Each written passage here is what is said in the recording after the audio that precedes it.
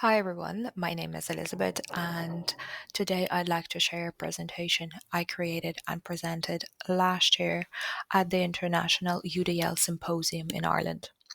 My talk focused on my own personal experience integrating UDL into a learning skills and personal development module that I was teaching. So, at the time, I was teaching students who came from different countries, mainly from Central and South America. English was not their first language, and for many of them, this course and this module I was teaching was their first educational experience in Ireland. And for some, even it was their first experience in higher education environment altogether. Additionally, some students had literally just arrived in the country, like 1, 2, 3 days before the course started, maybe a week before. So naturally, they face additional challenges, not only learning English, but and the academic content that I was presenting, but also trying to find accommodation, managing finances, looking for jobs, and navigating life in a completely new environment and educational system. And of course, for me as an educator, it was very important that I can support my students. And I wanted to know, okay, what can I do? What can I do to support them? And I guess this is where UDL came to my rescue like a knight in shining armor. I was first introduced to UDL during my master's in education, and then I later completed my UDL digital badge.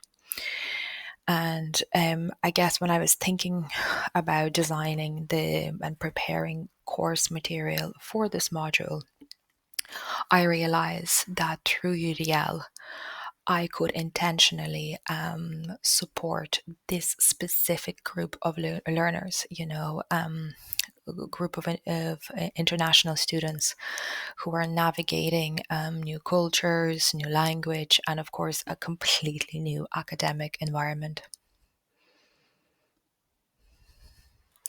So I would like to share some of the practical things I implemented in my classroom to better support my learners, starting with the multiple means of engagement.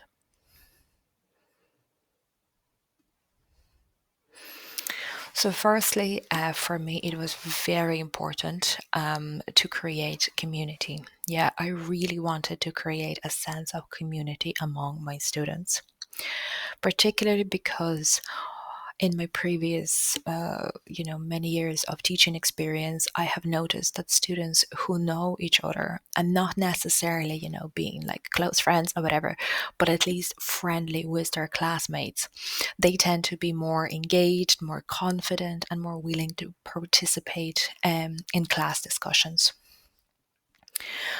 I kind of felt like because some of my learners came from similar backgrounds, leaving their home countries, families, and familiar environments behind to start a new life here in Ireland.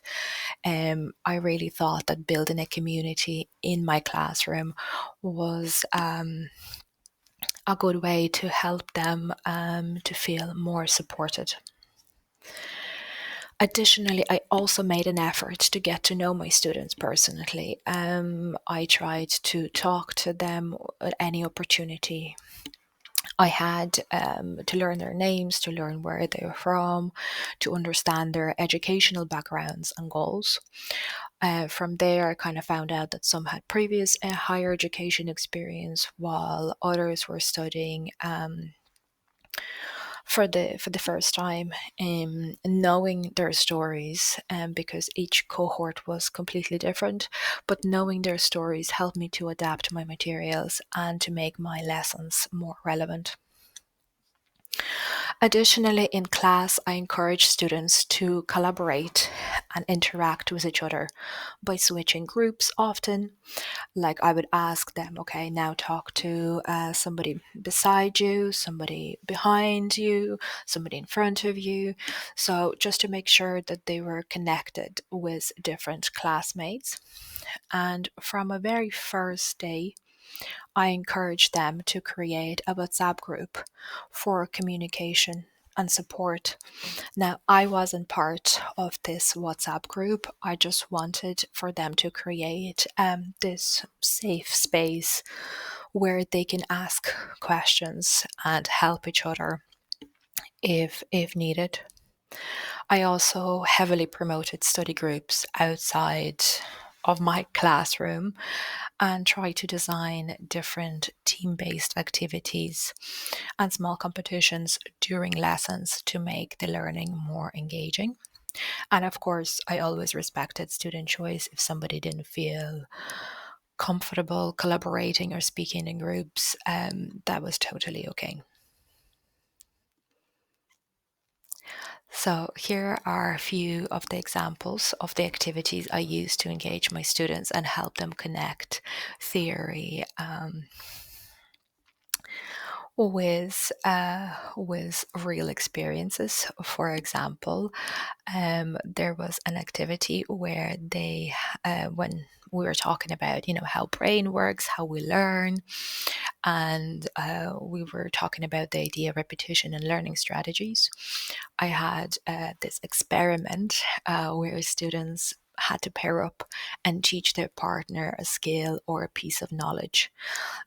Maybe they were teaching their native language, or they could have shared like a recipe or something that they enjoyed, for example, the storyline of Game of Thrones or Harry Potter.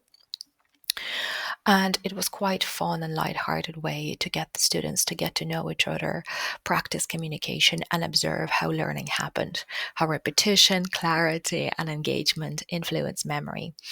And it kind of also naturally led into the next topic about factors that affect that affect how we learn, essentially. And then also later in the course, when the students were preparing, for example, for their final presentation, they already knew each other actually quite well.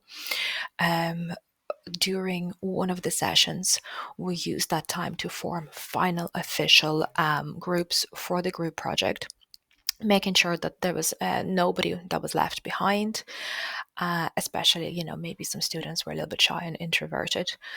And after the groups were formed, okay, we had our final groups for the final project. I followed, or we followed this with different team building activities to help strengthen the collaboration and make this particular group work, I guess, more enjoyable and more effective. And another important element that I incorporated was the regular opportunities for self-reflection, both in written and oral forms. Students had chance to journal their thoughts and experiences, but they also engaged in like pair discussions where they reflected together on their learning progress. What I found very interesting is their feedback, that many said that, self-reflection and self-assessment were extremely challenging. It wasn't something that they have done before, especially in the academic context. For many of them, previous educational experience were quite traditional, mostly listening to their teacher and then reproducing information in the exam format. But particularly for my module, which was the learning skills and personal development, it was centered around the students themselves, understanding how they learn, what work best for them, and then how they can improve. I wanted to create a space for them to think about who they were as learners and individuals and to gently guide that process by embedding these still moments of reflection throughout the module. I was also helping them to build a foundation for future learning, since reflection was, it's a key skill across other modules and lifelong learning. And here we have an example, well, some examples, I should say. Firstly, I either started my class or ended my class with reflection time. I asked students to take a moment and think about, okay, what are the three things that you have learned in class? And it could be anything really. It didn't have to be something that I taught them. It could be something that their partner said and they found interesting, or maybe something that they have learned themselves about them. Sorry, learned, yeah, about themselves. So it literally could have been anything. And also, if they wanted, instead of writing, they could have also discussed it with their partner, depending on the class and the cohort. And another example was from our sessions on learning styles. Now, I know there's a lot of different opinions about learning styles, but I do tell my students that learning styles should be taken with a pinch of salt. Okay, they're not fixed categories, but they can be a good starting point for reflection, especially for learners who have never thought about how they learned before. After completing a short questionnaire to figure out which kind of learning style they were able to then sit down, think, write down, and reflect, which was actually prepped them for the first assignment. But it was very interesting to see because actually many of them disagreed with the results, which was great. It led to deeper discussions about content, flexibility, and personal learning and preferences. And it really helped them then to begin to understand themselves as learners. And it served as a foundation, as I said, for later work, such as creating personalized study plans. And then in the next video, I will continue talking about other strategies that I've implemented.